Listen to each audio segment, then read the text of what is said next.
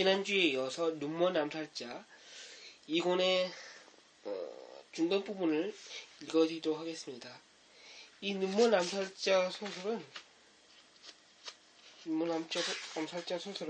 총 1, 2권 그리고 15부로 되어 있는데요. 오늘 읽을 부분은 제10부에 해당하는 부분이 되겠습니다. 그럼 낭독을 시작하도록 하겠습니다. 며칠 동안 그녀는 상점을 샅샅이 훑고 다닌다. 가장 가까운 약국에 가서 연명 판자나 오렌지 스틱 같은 하찮은 것을 산 다음 잡지가 놓인 곳을 지나간다. 손을 대지 않고 바라보는 것을 들키지도 않으려고 노력하면서 그러나 눈으로 제목을 훑으면서 그 이름을 찾는다. 그의 여러 이름 중 하나. 이제는 그 이름들을 알고 있다. 대부분은 그녀가 수표로 현금을 바꾸어 주었던 것이다. 불가사의한 이야기, 괴상한 설화, 놀라운 이야기. 그녀는 그 모든 것을 살펴본다. 마침내 무언가의 시선을 고정한다. 분명 이 책일 것이다. 진호어의 도마뱀 인간. 자이크론 전쟁 연대기에 스릴 넘치는 첫 에피소드. 겉장에는 가짜 바빌론 복장을 한 금발 미녀가 있다.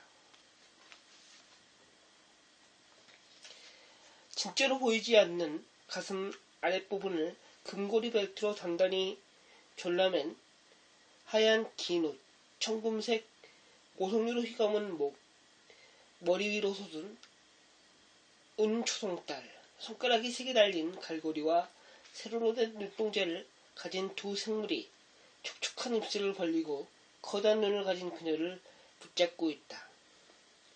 그녀는 붉은 반바지만 걸치고 있다. 얼굴은 납작한 원형이고 피부는 비늘로 뒤덮여 있으며 색깔은 주석기가 도는 청록색이다. 양념장을 바른 것처럼 매끈하게 빛난다. 희청색 가죽 아래로 근육이 불끈거리며 번쩍인다.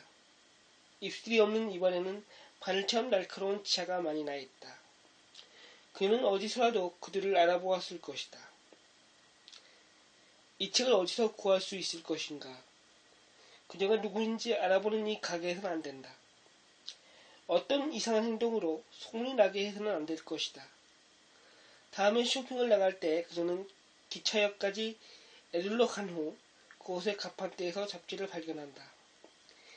얇은 백동전 하나. 그녀는 장갑을 낀 채 돈을 지불하고 잡지를 재빨리 말아서 핸드백 속에 숨긴다. 판매하는 그녀를 이상하게 쳐다본다. 하긴 남자들은 보통 그렇게 쳐다본다. 그녀는 택시를 타고 돌아오는 내내 잡지를 꼭 껴안고 있다가 계단 위층까지 몰래 가려가서 화장실 안에 들어가 문을 잠근다. 페이지를 넘기는 손은 떨리고 있을 것이다. 이것은 불황아들이 유괴화차 안에서 혹은 학령기 소년들이 불전등 불을 비춰가며 보는 종류의 이야기다. 밤에 깨어있기 위해 한밤중에 공장 야근꾼이 읽는 책. 성과 없는 하루를 보내고 난 판매사원이 넥타이를 풀고 셔츠 단추를 끄르고 발을 올리고 칫솔용 잔에 위스키를 부어 마시며 읽는 책. 경찰이 지루한 밤에 읽는 책. 그 어느 누구도 활자 어딘가에 분명히 숨어있는 메시지를 찾지 못할 것이다.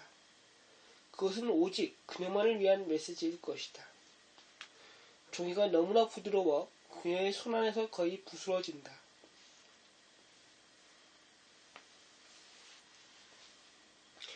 여기 문이 잠긴 화장실 안.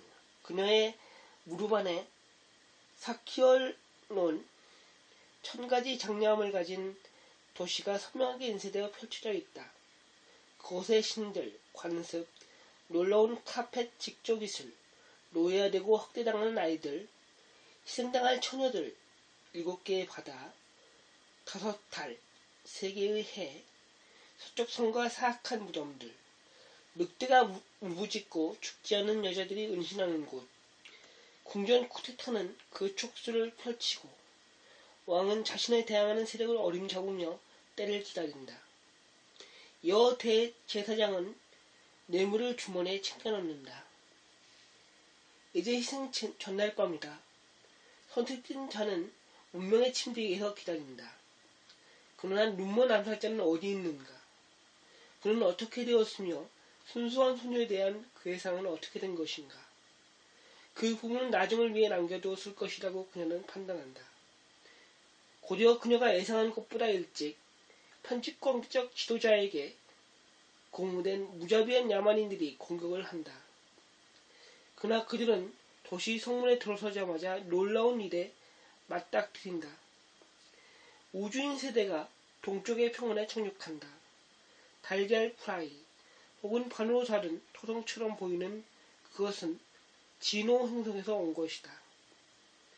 우주선에서 울퉁불퉁한 회색 근육과 금속 수영복 반바지와 고등 무기를 가진 도마뱀 인간이 쏟아져 나온다. 그들은 광선총과 전기 올가미 밧줄과 1인용 미행선을 가지고 있다. 온갖 종류의 신기한 도구들.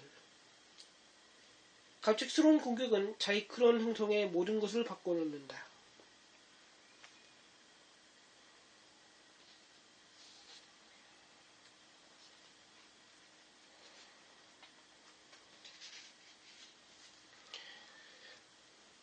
야만인들과 도시인들, 직책을 맡은 이들과 모범자들, 주인들과 노예들 모두 서로 간의 차이점을 잊어버리고 공동의 대의명분을 찾는다. 계급 간 장벽이 사라진다. 신일파대들은 가면과 함께 오래된 직함을 던져버리고 소매를 걷어붙이고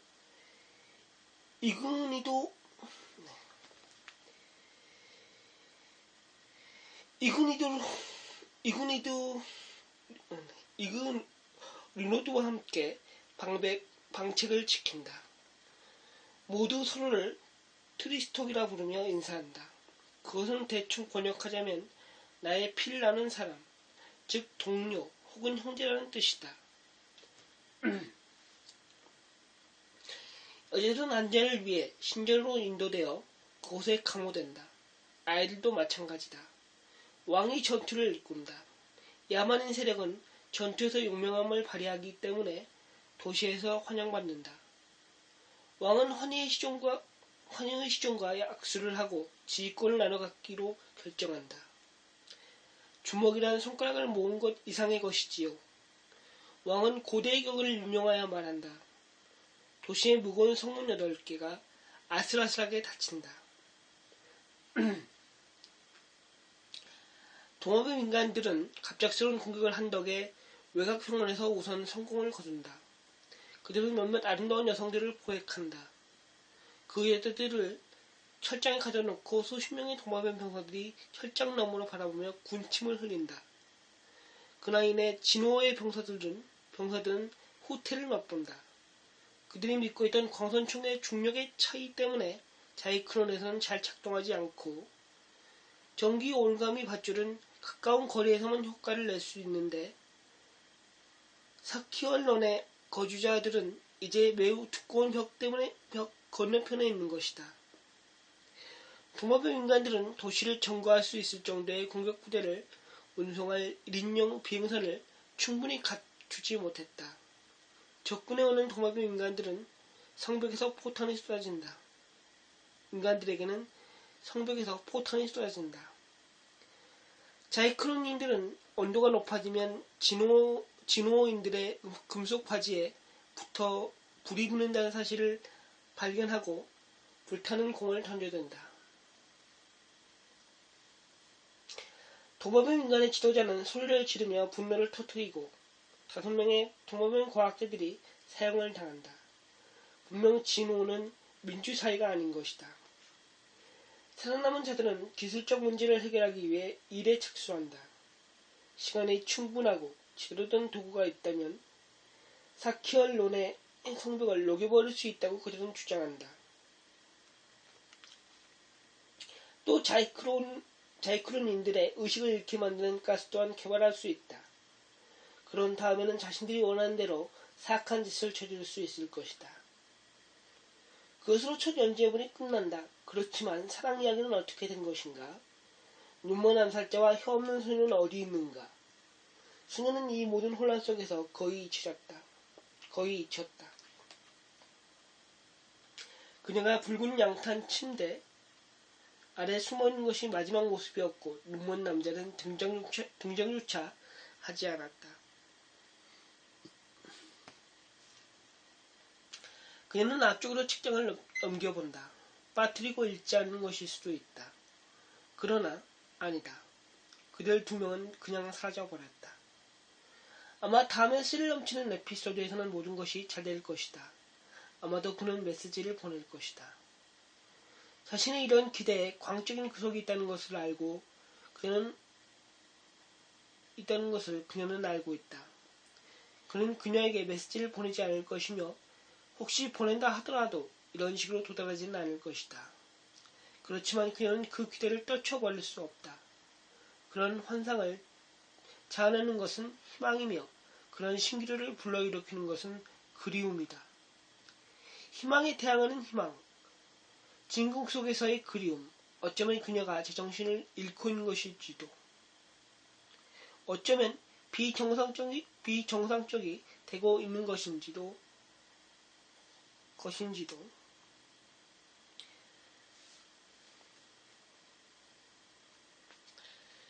어쩌면 부서진 문, 강타당한 성문, 녹슨 금고처럼 흔들리고 있는 것인지도. 흔들리게 되면 안에 있어야 할 것이 밖으로 나오고 밖에 있어야 할 것이 안으로 들어온다. 자물쇠는 힘을 얻는다. 파스쿠는 잠에 빠져든다. 암호는 작동하지 않는다. 그녀는 생각한다. 어쩌면 나는 버림받은 것일지도 몰라. 버림받다. 그건 캐캐묵은 단어지만 그것은 그녀의 상태를 정확히 표현해준다. 그는 그녀를 저버리는 것을 상상해 온 것인지도 모른다. 충동적으로 그녀를 위해 죽을 수도 있겠지만 그녀를 위해 사는 것은 완전히 다른 일이다. 그는 단조로움을 견디지 못한다. 무용한 짓이라는 것을 알면서도 그녀는 몇 달 동안 하염없이 기다리고 살펴본다. 그녀는 약국 잡화점, 기차역, 우연히 마주치는 모든 가판대를 서성인다. 그러나 스릴 넘치는 에피소드 다음 편은 절대 나오지 않는다. 네, 역시 오늘도 참 힘든 낭독이었습니다. 네. 네.